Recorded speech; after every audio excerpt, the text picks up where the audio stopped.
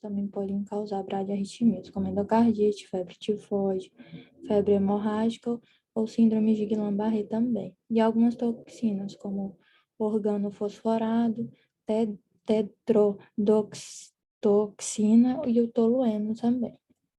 E a partir desse algoritmo, ela pode ser classificada em relação a uma bradiarritmia do nó sinusal, ou distúrbio de condução atrioventricular, ou distúrbio de condução AV1 para 1, ou mesmo assim, pode não ter um diagnóstico definido, específico, pode acontecer.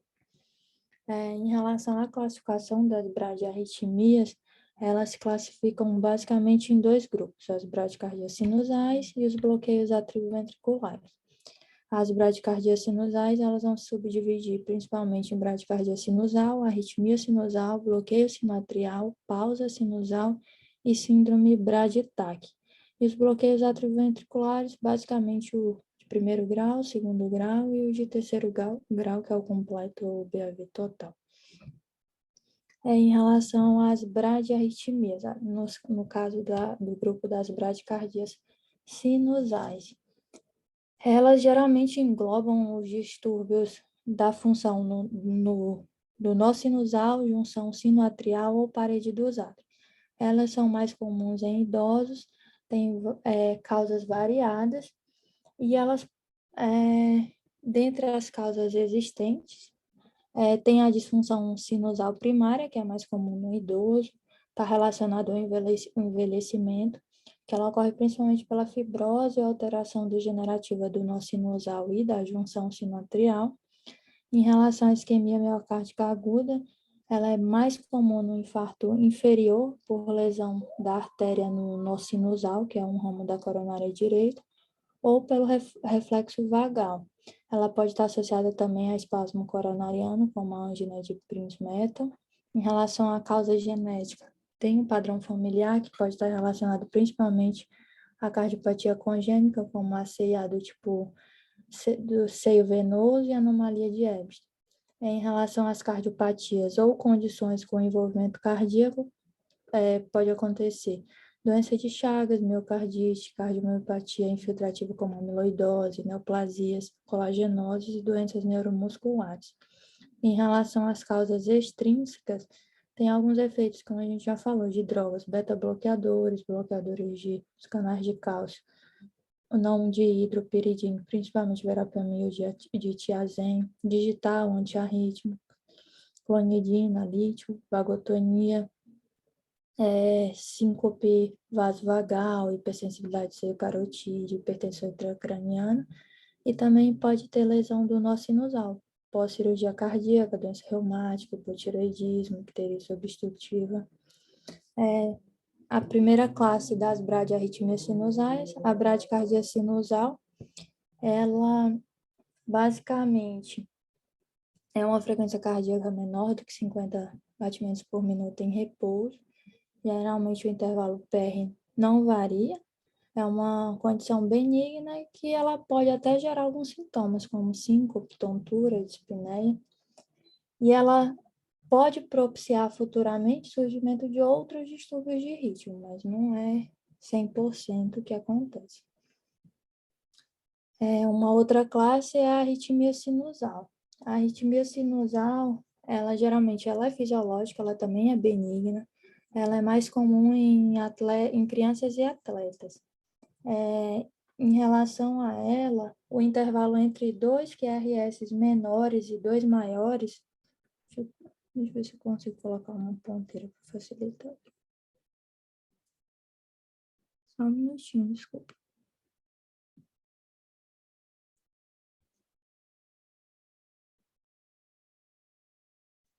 Não sei se dá para ver aqui, acho que tá. Em relação à característica dela, principalmente, é que o intervalo entre os 2 QRS menores e os 2 QRS maiores, a diferença entre eles tem que ser maior do que 3 milímetros para considerar uma arritmia sinusal. Aqui, por exemplo, está um pouquinho longe, mas se for calcular, entre os QRS menores tem 5, 10, 15, 19 milímetros e em relação aos maiores 27. Essa diferença, 27 menos 19, dá 8 milímetros. Aí ela se encaixa nesse enquadro. Apesar que nesse eletro aqui, se a gente for calcular pelo ritmo irregular, não vai estar em brade nesse exemplo, mas é mais para mostrar a arritmia. Ela é uma forma de arritmia muito comum, principalmente um subtipo dela, que é a arritmia sinusal respiratória, que ela é muito comum em criança e atleta, que é quando esse intervalo PP ele pode encurtar na inspiração, causando isso. Mas, de forma geral, ela não precisa de nenhum tratamento específico. E que nem a gente falou, o intervalo PP dele tem que ser maior do que 0,12 segundos ou 3 milímetros. Em relação ao bloqueio sinoatrial, que é um outro subtipo de bradiarritmias sinusais, é um distúrbio que ele é ocasionado pela dificuldade ou bloqueio da passagem do estímulo na junção sinoatrial. O eletro, ele só permite, eles são de 3 tipos, pode ser de primeiro, segundo ou terceiro grau. Mas, geralmente, o eletro ele só permite a gente observar esse bloqueio sinoatrial de segundo grau. Essa pausa ela tem uma duração geralmente múltipla, não sei se dá para perceber, no intervalo entre 2 QRS. A pausa geralmente é o múltiplo da outra pausa. Né? Em que sentido? Ela pode ser 2, múltiplo de 2, de 4, de 6 e assim sucessivamente. Que é o que vai fazer um pouco o diagnóstico diferencial em relação à pausa sinusal. Que o ciclo do intervalo PP, geralmente ele é superior a 1,5 vezes o PP básico, o que diferencia do bloqueio sinoatrial, que geralmente é múltiplo de 2. E outra coisa diferente nele é que geralmente a despolarização desse nó ele ocorre durando mais do que 3 segundos e geralmente a pausa ela é seguida pelo um batimento de escape, como a gente observa, essa onda P é diferente, que também ajuda a diferenciar um pouco em relação ao sinoatrial. A importância clínica da pausa sinusal, principalmente, é em relação à duração dela e em vigília, que aí pode ser maléfico para o paciente e assim avaliar se precisa fazer um tratamento específico, indicar marca-passo ou não. Um outro tipo de bradiarritmia sinusal é a síndrome taquibrade, que basicamente ela se resume quando uma bradicardia sinusal, ou uma bradicardia atrial ectópica, ou uma pausa sinusal, ela alterna com períodos de taquicardia. Pode ser taquicardia atrial, flutter ou fibrilação atrial. Ela pode estar associada principalmente com a supressão da automaticidade desse nó, e no qual essa pausa pode ser variável quando a taquicardia se encerra. Então, isso não é fixo. Isso aqui é mais para nível de curiosidade. Eu não consegui achar muita coisa para aprofundar sobre isso. Se tiverem qualquer dúvida, ficar confuso, podem me interromper aí no meio da aula. O outro tipo, a outra classe que a gente falou das bradiarritmias são os bloqueios atrioventriculares. O bloqueio atrioventricular, geralmente ele é dividido como nodal, quando ele acontece ao nível do nó atrioventricular, intrarriciano, quando ele acontece no feixe de His, ou infrarriciano, que é quando ele acontece o bloqueio abaixo do feixe de His. A maior parte das vezes, essa definição ela pode ser bem clara em relação pelo eletro e pelas condições clínicas do paciente, mas às vezes a gente só consegue definir exatamente onde é essa localização com o estudo eletrofisiológico. Dos tipos de arritmia, eles são os mais prevalentes, e no adulto, comumente, ele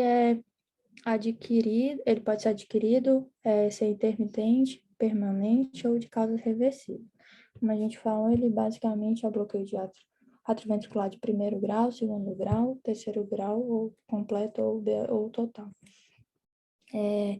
Dentre os aspectos clínicos desses bloqueios, em relação às causas, tem o BAV congênito, que pode ser na forma isolada ou associado à cardiopatia congênita.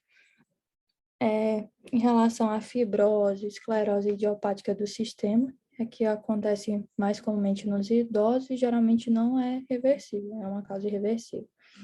A cardiopatia chagásica crônica, que a gente vai pensar quando tiver uma epidemiologia positiva para Chagas e um paciente com BAV de segundo grau, BAV completo com QRS LAR. Quando ela está associada ao IAM inferior, um infarto inferior, principalmente numa lesão proximal da CD, geralmente, ele pode gerar um escape com QRS estreito pela localização e ele tende a se reverter em horas ou dias após o tratamento, no caso do IAM. Quando ele está associado ao IAM anterior, geralmente o anterior é extenso, ele tem uma alta mortalidade, pode ser precedido de bloqueio de ramo e fascicular. Em relação aos efeitos de droga, como a gente falou, algumas drogas beta-bloqueadores, o verapamil, ditiazem, amidarona, o risco aumentado está principalmente naqueles pacientes que já têm um BAV de segundo e terceiro grau e que eles precisam usar essa medicação por algum motivo. No caso de miocardite e endocardite infecciosa, principalmente de miocardite difitérica, outras etiologias graves, pode ser uma complicação também da endocardite infecciosa, principalmente na válvula aórtica, quando ela está próximo ao sistema de condução, que pode gerar um processo inflamatório local, um edema ou até um abscesso no anel valvar e causar um BAV. A vagotonia, que é mais comum em atletas durante o sono ou estímulos vagais.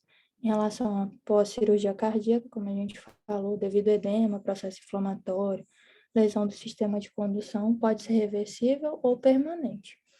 E após alguns procedimentos também, como a ablação por radiofrequência, alcoolização do septo, ou troca de válvula aórtica percutânea também. E outras causas, hipercalemia, cardiomiopatia infiltrativa, doenças sistêmicas, espondilite anquilosante e doença de Reiter. Em relação à primeira classe, que é o bloqueio AV de primeiro grau,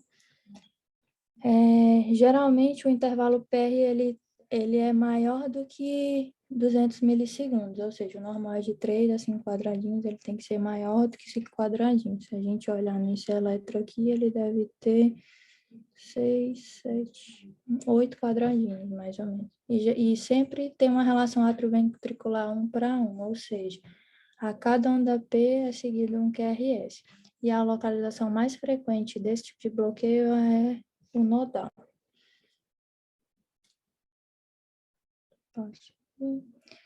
Um outro tipo é o bloqueio AV de segundo grau MOBS tipo 1, que ele tem como característica, geralmente, o aumento progressivo do intervalo PR, até ele bloquear. A localização mais frequente é o bloqueio nodal,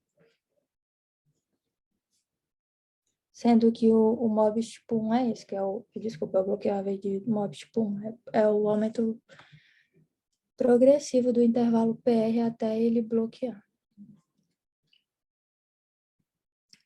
Já o bloqueio AV de segundo grau MOBS 2, o intervalo PR ele é constante. O intervalo PR é constante até ele bloquear. A localização do bloqueio geralmente é infrarriciana e o prognóstico desse tipo de bloqueio ele é pior do que o tipo 1, porque o risco dele é maior de evoluir com BAVT.